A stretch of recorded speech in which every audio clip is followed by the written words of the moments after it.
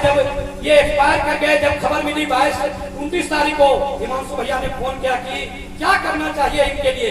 हिमांशु चौधरी जो सूचना आयुक्त थे, अभी राज्य के खाद्य आयोग के अध्यक्ष हैं, इन्होंने इनसे पढ़ाई नहीं की।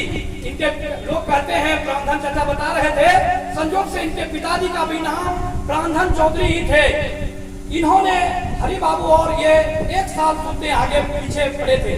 लेकिन मैं कहना चाहूंगा, ये अपने मुंह से नहीं बताएंगे। कुछ दिन पहले हिमांशु चौधरी जी अपने घर मोतिया में बना रहे थे, वो गए, इनका नींव का भी इनके मन में वो भावना आई, उनका देखे इन्होंने। मोतिया में तो इनको हम कम देखे हैं, बाहर में रहते होंगे, लेकिन जब ये आए और जो जानते होंगे, पहले नीम का पत्थर हरि प्रसाद झा जी ने इनके घर का भी रखा, और जब इनका घर बन गया, इनके मन में आया कि हरि चाचा ही अंतिम दिन भी, जिस दिन गृह प्रवेश हो रहा है वो आए।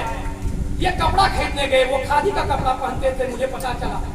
ये गए खादी भंडार में, ये बोले कि कपड़ा आपको मेरा ही चाचा आज पहनना पड़ेगा, लेकिन कपड़ा सिलाया हुआ नहीं था। कपड़ा खरीदे खादी भंडार में, इसी शर्त पर इन्होंने खरीदा कि 3 घंटा में अगर आप सी के दीजिएगा तब हम खरीदेंगे आपसे कपड़ा। संजोग से उस खादी भंडार वाले ने हरि बाबू के लिए 3 घंटे में कपड़ा बना दिए, और इनके गृह प्रवेश के अंतिम दिन में भी हरि बाबू ही रहे, और इधर तक हरि बाबू सबसे मिलते रहे। मैं 5 सितंबर को हर साल हरि बाबू से मिलने आता था, कुछ कपड़ा कुछ लेके इनके पास आता था, लेकिन ये हिम्मत नहीं होती कि एक बार कहे कि सर सिलाई का कपड़ा ले रखो पैसा। मैं उस बच्चे की तरह लगता था, उनके सामने में 4th क्लास में फिर चला गया और मैं रख दिया। इसीलिए उनके भय से मैं हीरा प्रसाद झा जो उनके साथ रोज टहलने जाते थे, मैं उनको लेके इनके पास आता था कि सर कुछ नहीं कर दे कि क्यों तुम कपड़ा लाया, क्यों तुम किया। अभी भी सर का इतना भय और इतना दिल में सम्मान था। मैं आया 5 सितंबर 1922 को सर से बात उनके घर में उनकी बड़ी बहू ने करवाया, उनसे बोला मैं आ रहा हूँ दुर्गा पूजा में, मैं एकदम स्वस्थ हूँ।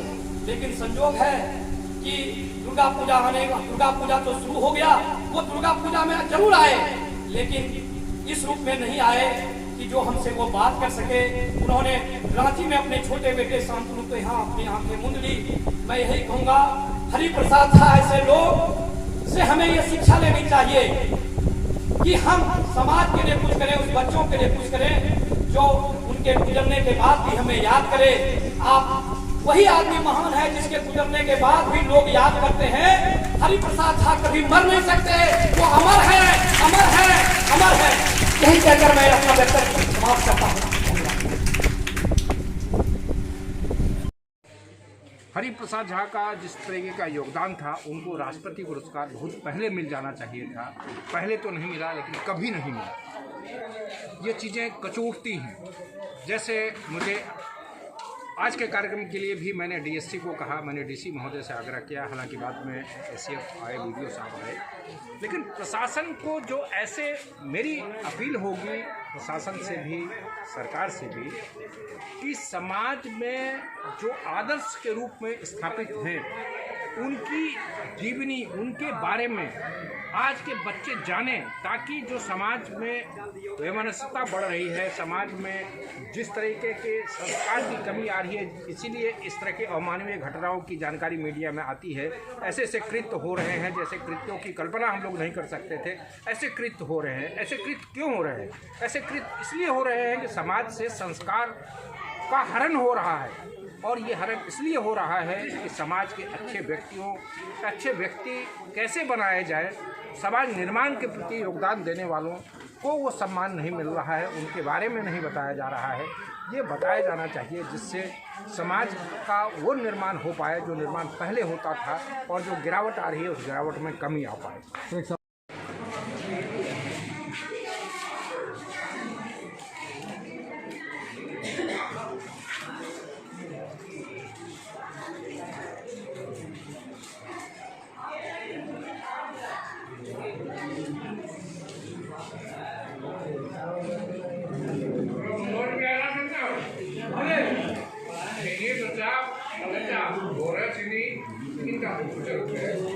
पहले कुछ का कार्यक्रम करके सुन लो, नाश्ता करके बढ़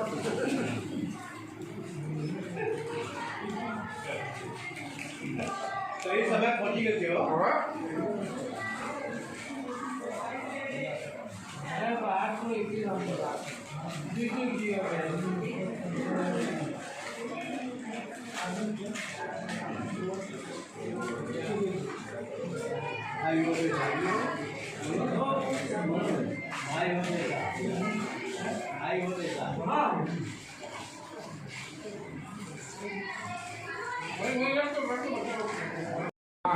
ये प्राण चाचा को दिया जा रहा है शिक्षा और समाज के प्रति इनके समर्पण भाव के लिए इनको ताकि हरि चाचा इनके दिल में जगह बनाए रखें, जो जगह है वो इनको दिखता भी रहे।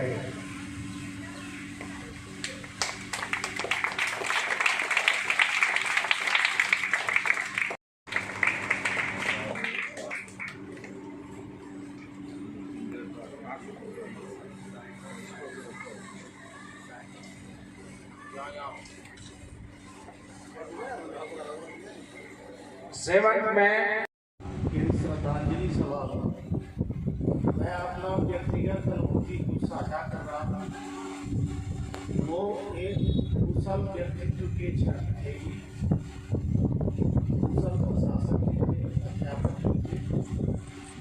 बहुत पहले की बात है, उन्होंने हमको बुलाया, बोले एक कागज में 3 बार लिखा जा सकता है, सत्य हो गया। मैंने कहा नहीं, ऐसा तो नहीं होगा। बोले एकदम होगा। लिखो, एक सफेद कागज, एक पेंसिल और एक रबर खाकर लिख लिए। बोले इसमें राम राम लिखो। मैंने लिख दिया। बोले पेंसिल से मिला दिया। बोले फिर दोबारा लिखो, फिर वही राम राम लिखो, फिर लिखो। बोला 2 बार हुआ, अब पेंसिल से फिर निकाला, तीसरी बार पेन से लिखो। एक सादा पेपर पर 3 बार भी लिख सकते। उन्होंने ये समझाया कि यदि कागज का अभाव हो तो इस मेथड से भी पढ़ा जा सकता है। कुछ समय के बाद वो ऐसे बोले, हेलो, 2 शब्द हिंदी का हम तुमसे पूछते हैं, एक चक्षुश्रवा और एक कुछ रिंकल। रिंकल का संधि बताओ और चक्षुश्रवा लिख के बताओ। दोनों लिख के बता दिए। रिंकल का भी संधि विच्छेद लिखे और चक्षुश्रवा लिख करके उनको दिखाए। बोले आंख बंद करिए। अर्थात 5 मिनट तक हमारा सुनते रहे। जो नहीं उनको जानकारी है, वाजिब है। वो अपने व्यक्तित्व से जन जन में लोकप्रिय रहे। हमने उनको मॉर्निंग वॉक में देखा, भगवती मंदिर के पास बच्चे दौड़ करके जा रहे हैं। छोटे छोटे बच्चे दौड़ रहे हैं। हमको लगा कि आखिरी लोग क्या है, दौड़ रहे हैं। देखे वो खड़े थे और सब बच्चे उनको प्रणाम करते थे। कोई कहता था पीठ ठोक करके आशीर्वाद हो, कोई कहता था बाबा उंगली में दहन जुड़ा था।